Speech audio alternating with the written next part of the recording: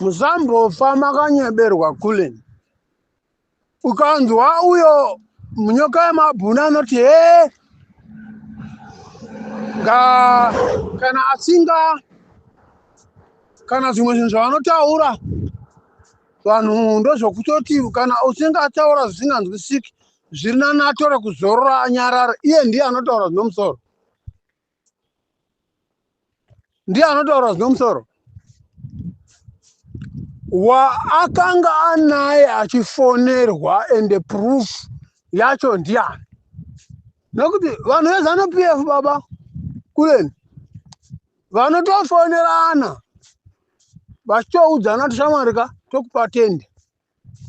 Vanhu vazhinji vakanga vachitaura chokwadi for 3 to 4, 5 months against ZANU PF, vazhinji vakavharwa miromo.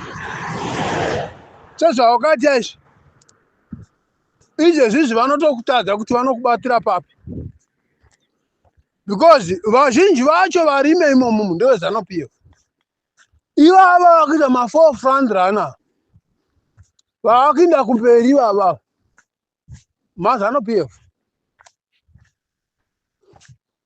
Ndakavhunza kuti iye nyoka yemabhunu Chimama navamwe vese vanozviti vakadzingwa kuZANU PF posti dzavo vakanga vachishanda mabasa avo anga ari echii,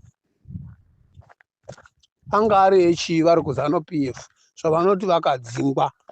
Kana zvaanoti iye unonzi wakanzi tokuofa imba, tokuofa mari, tokuofa tenda, tokuofa mota,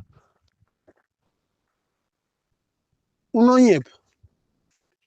Nemadiro anoita mbavha dzeZANU PF idzi vanomhanya neZANU PF unonyepa. Uyu ndo nyoka yemabhunu ndo murayi wenhema.